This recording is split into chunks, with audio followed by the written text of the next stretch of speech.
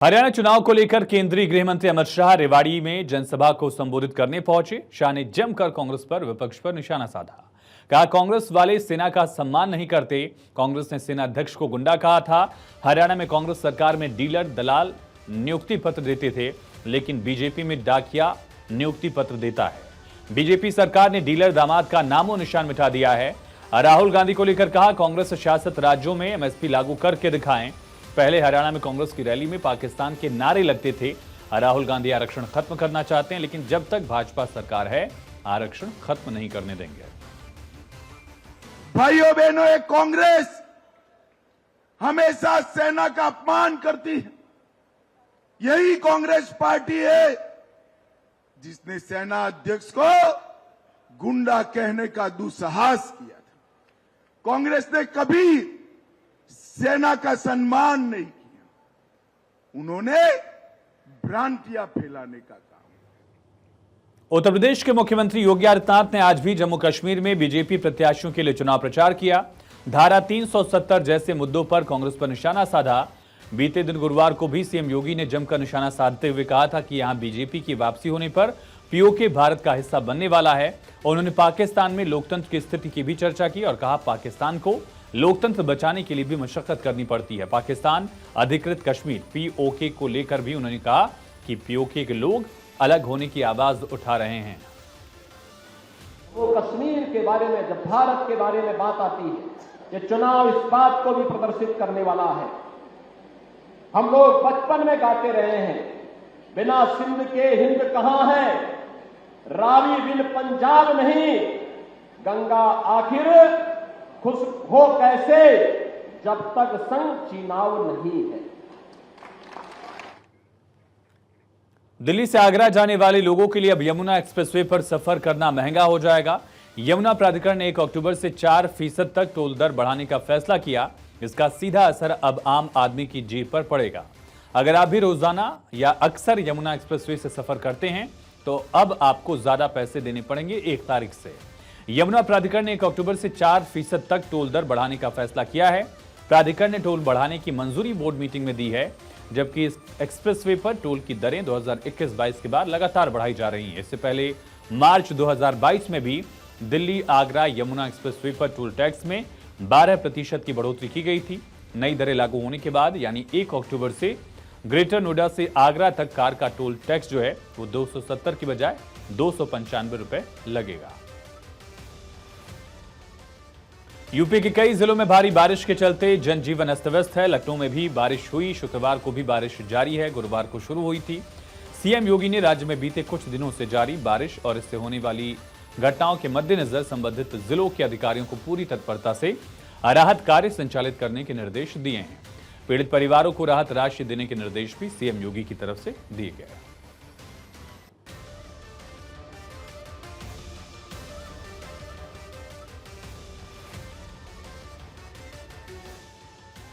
मोदी सरकार के तीसरे कार्यकाल में साल 2024-25 के लिए 24 डिपार्टमेंटल पार्लियामेंट्री स्टैंडिंग कमेटीज का गुरुवार देर रात गठन किया गया। हर समिति में राज्यसभा और लोकसभा दोनों के सदस्य शामिल हैं। कांग्रेस ने केंद्र सरकार से 6 स्टैंडिंग कमेटी की अध्यक्षता की मांग की थी, लेकिन उसे 4 प्रमुख पैनल्स की अध्यक्षता दी गई है। इसमें विदेश, शिक्षा, कृषि, ग्रामीण मामलों की समिति शामिल है। राहुल गांधी को रक्षा मामलों की समिति का सदस्य बनाया गया है। सोनिया गांधी का नाम हालांकि किसी भी समिति में नहीं है। बीजेपी 11 समितियों की अध्यक्षता करेगी। टीएमसी और डीएमके के खाते में 2-2 समितियों की अध्यक्षता आई है। JDU, TDP, SP, Shiv Sena Eknath, NCP Ajit, इनको भी एक-एक समिति की अध्यक्षता दी गई। तिरुपति प्रसाद में मिलावट के मामले में आंध्र प्रदेश सरकार ने एसआईटी गठित कर दिया है। एक 9 सदस्यीय टीम बनाई गई है जो जांच करेगी। इस मामले को लेकर कई दिनों से विवाद है। केंद्र सरकार ने भी एक्शन लिया। अब एसआईटी का बनना मायने रखता है। अब ये टीम ही पता लगाएगी कि आखिर किस वजह से कथित मिलावट का खेल चल रहा था, आखिर क्यों प्रसाद की क्वालिटी के साथ खिलवाड़ किया गया। इन सब मामले को लेकर सबसे पहले सीएम चंद्रबाबू नायडू ने ही कदम उठाने का काम किया था। उन्होंने दावा किया था कि तिरुपति प्रसाद के लिए जिस घी का इस्तेमाल होता है उसमें जानवरों की चर्बी मिली है। उनकी तरफ से लैब की रिपोर्ट का हवाला भी दिया गया था। मामला तूल पकड़ा और राजनीति भी शुरू हुई। इसके बाद एक और बड़ा फैसला। भारतीय सेना 5वें भारत ओमान संयुक्त सैन्य अभ्यास अल नजराह में शामिल हुई। ये युद्धाभ्यास 13 सितंबर से 26 सितंबर तक ओमान के सलाहलाह में अरबकोट प्रशिक्षण क्षेत्र में आयोजित किया गया। युद्धाभ्यास के लिए कुल 60 जवानों की भारतीय सेना की टुकड़ी पहुंची थी। इस टीम का प्रतिनिधित्व मैकेनाइज्ड इन्फेंट्री रेजिमेंट की बटालियन ने किया। ओमान की शाही सेना की टुकड़ी में भी 60 जवान शामिल थे, जिसका प्रतिनिधित्व फ्रंटियर फोर्स के सैनिकों ने किया। अभ्यास अल नज़ाह में दोनों पक्षों ने संयुक्त अभियानों के लिए रणनीति, तकनीकियों और प्रक्रियाओं से संबंधित कार्य प्रणालियों का आदान प्रदान किया। दोनों देशों की सेना ने मिलकर युद्धाभ्यास किया। बिहार के समस्तीपुर स्टेशन के आउटर सिग्नल पर स्वतंत्रता सेनानी एक्सप्रेस पर पथराव होने की खबर है। इस पथराव में ट्रेन में सवार कई लोग घायल हो गए। जीआरपी की एस्कॉर्ट पार्टी ट्रेन में मौजूद थी, फिर भी घटना हुई। पथराव से B2 कोच के शीशे टूट गए, यात्री दहशत में आ गए। स्टेशन के पास जयनगर से नई दिल्ली जा रही ये ट्रेन जिस पर पथराव हुआ है, और पूरे मामले को लेकर जानकारी ये है कि पथराव से ट्रेन के कई कोच के शीशे टूट गए। कुछ यात्री भी चोटिल हुए हैं।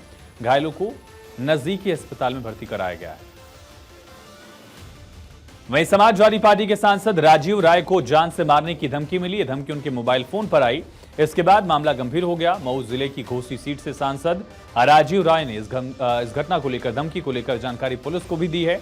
मऊ के कोतवाल ने बताया कि थाना कोतवाली में आईपीसी की धारा 351(4) के तहत केस दर्ज किया गया है। मामले की जांच साइबर सेल को सौंप दी गई है ताकि धमकी देने वालों की पहचान की जा सके।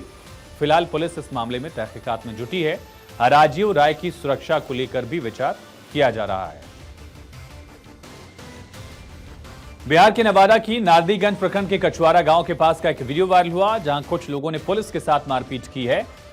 वीडियो की पुष्टि नारदीगंज के थाना प्रभारी गिरीश प्रसाद ने की है। ये वायरल वीडियो सोमवार का है, जहां 112 की पुलिस टीम पर कुछ बदमाशों ने हमला किया। कुछ की पहचान भी की गई है। 2 लोगों पर एफआईआर दर्ज करते हुए अज्ञात को भी आरोपी बनाया गया है। तो तस्वीरें आप देखिए किस तरह से पुलिसकर्मी के साथ यहां सड़क के किनारे मारपीट की जा रही है। छत्तीसगढ़ के पेंड्रा जिले में रात भर से हो रही बारिश से जिले के तमाम नदी नाले उफान पर हैं। इससे आवागमन के साथ आम जनजीवन को भी अस्त व्यस्त कर दिया है। पेंड्रा बिलासपुर मुख्य मार्ग जलमग्न हो गया है। लंबा जाम लगा दिखा। नदी नाले उफान पर हैं। लोग जान जोखिम में डालकर तेज बहाव वाले रास्तों को पार कर रहे हैं। तस्वीरें आपके सामने। छत्तीसगढ़ का ये पूरा इलाका गौरेला पेंड्रा मरवाही जिला, उसके एक हिस्से पेंड्रा में आप देख सकते हैं सड़क से किस तरह से तेज बहाव पानी का बह रहा है, और साथ ही यहां लोग भी परेशान हैं।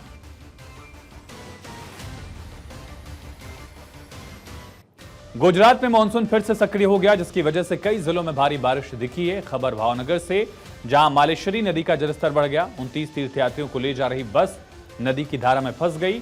उसमें सवार लोगों की जान खतरे में पड़ गई। हालांकि एनडीआरएफ ने तुरंत बचाव अभियान शुरू किया। बताया गया घटना तब हुई जब तमिलनाडु के तीर्थयात्रियों से भरी बस भावनगर तालुका के कोलिया गांव के पास एक नाले पर बाढ़ के पुल को पार करने की कोशिश कर रही थी, और ये भावनगर शहर से ही लोग जा रहे थे। खबर मथुरा से है, जहां शंकराचार्य अधोक्षजानंद देव तीर्थ ने तिरुपति के लड्डू प्रसाद में मिलावट की निंदा की। कहा, भविष्य में ऐसी घटनाओं को रोकने के लिए सुनिश्चित किया जाना चाहिए। मंदिरों का प्रशासन सरकारों के हाथ में न होकर एक अलग बोर्ड के हाथ में हो। असम के गुवाहाटी से चातुर्मास करने के बाद यहां आए हैं। आदि शंकराचार्य आश्रम पहुंचने पर उनका स्वागत किया गया, और उन्होंने इस पूरे मामले में कहा कि प्रशासन, मंदिरों का जो है प्रबंधन, वो सरकार के हाथ में नहीं होना चाहिए। भेड़ियों का आतंक यूपी में थम नहीं रहा है। खबर प्रतापगढ़ से, जहां एक भेड़िया घूमते नजर आया, सीसीटीवी कैमरे में कैद हुआ। 2 दिन पहले भेड़िए ने पशुशाला के अंदर एक किसान पर हमला किया। तब तक भेड़िए की खबर बहराइच से भी सामने आ रही थी, लेकिन अब इससे दूर के जिले प्रतापगढ़ में भी इस तरह के केसेस रिपोर्ट किए जा रहे हैं। वहीं बहराइच में भी कोई राहत नहीं मिली है। तेंदुए और बाघ के भी हमले की खबर सामने आ रही है। भेड़िए की खबरें आ ही रही थी। वन विभाग ने भले ही 5 भेड़ियों को पकड़ लिया हो, लेकिन बचे हुए भेड़िए ने नाक में दम कर दिया है। गुरुवार की रात को भेड़िए ने एक बार फिर से 2 बच्चों पर हमला किया। भेड़िए ने उस वक्त अटैक किया जब बच्चा अपने परिवार के साथ था। भेड़िया यहां शोर सुनकर भागा। इसके बाद बच्चे को अस्पताल ले जाया गया। दोनों बच्चों की हालत ठीक बताई जा रही है। अब तक बहराइच में 10 लोगों की मौत हो चुकी है भेड़ियों के हमले में। 50 से ज्यादा लोग घायल हैं।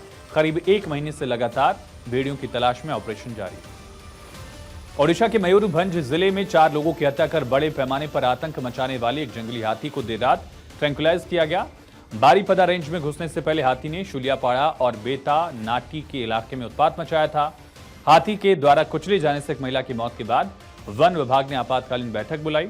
सरकार के निर्देश के जवाब में असम से 4 प्रशिक्षित महावतों को हाथी को पकड़ने के लिए सिमलपाल भेजा गया था। जाल और ट्रैंक्विलाइजेशन गियर से लैस 2 विशेष वाहनों से लैस टीम ने इसको वश में कर लिया है। रेस्क्यू किया गया।